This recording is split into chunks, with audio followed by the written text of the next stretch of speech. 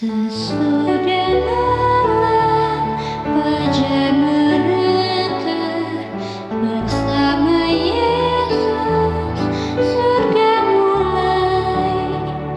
Habislah kerja, oh fajar mulia. Sesudah malam hari permai. Sesudah malam terang pimpin aku kepada Bapa yang kusembah. Mudah dapatnya dengar namaku sesudah malam negeri indah. Salam, pemirsa yang diberkati Tuhan, bertemu kembali dalam seri Renungan Pagi. Sebelum kita lanjutkan, mari kita berdoa. Ya Tuhan, ialah kami yang bertahta dalam kerajaan surga, Allah yang maha besar, Allah yang maha mulia.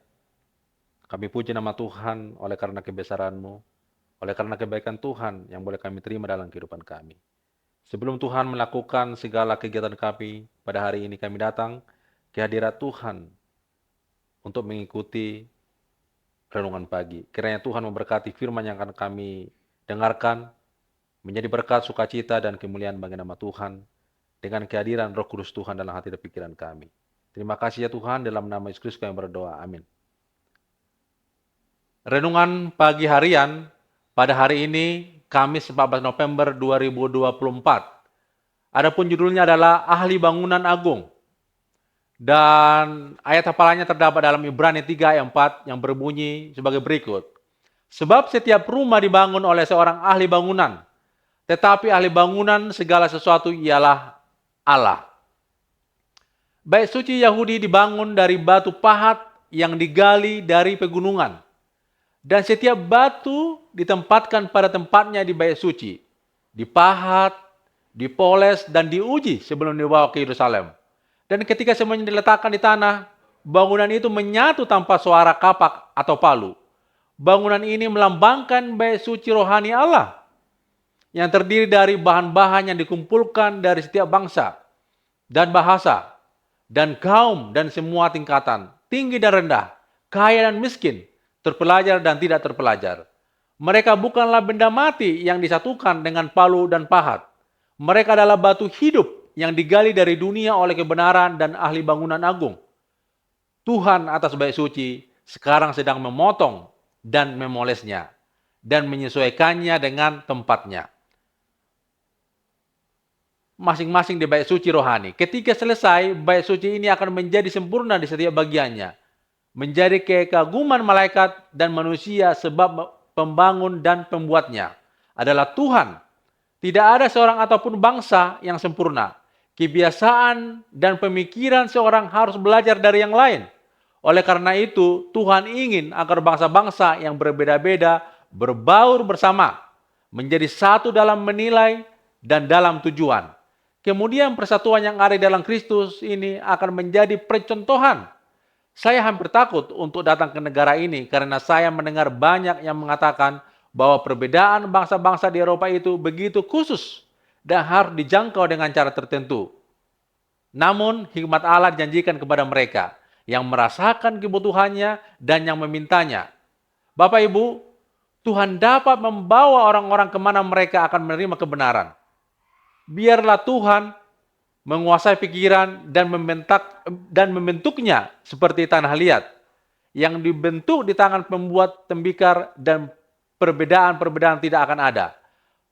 Pandanglah Yesus, saudara.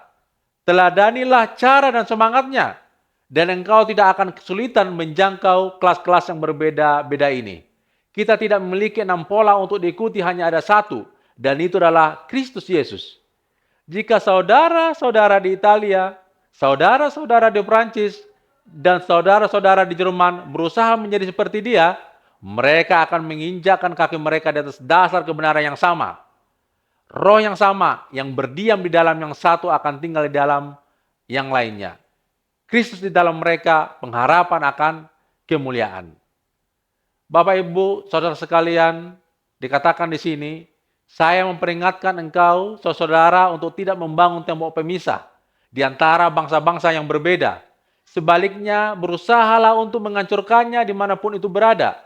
Kita harus berusaha untuk membawa semua ke dalam keselarasan yang ada di dalam Yesus. Bekerja untuk satu tujuan, yaitu keselamatan sesama manusia. Terdapat di dalam Testimonies for the Church, volume yang ke-9, halaman 180 dan 181.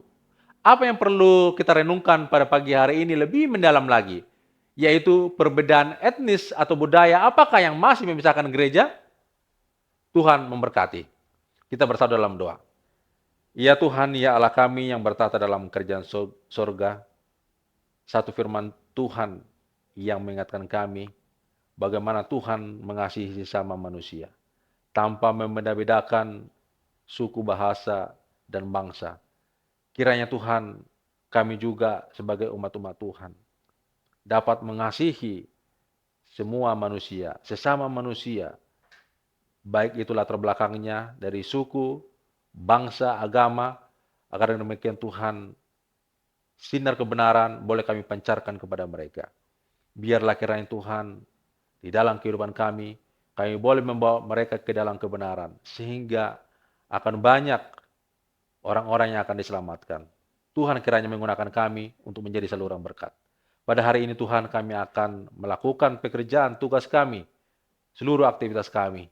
Biarlah kiranya Tuhan menyertai kami. Dan Tuhan memberikan kekuatan, semangat untuk melakukannya, dan semuanya adalah untuk kemuliaan bagi nama Tuhan. Terima kasih untuk berkat Tuhan. Di dalam nama Yesus Kristus kami berdoa. Amin.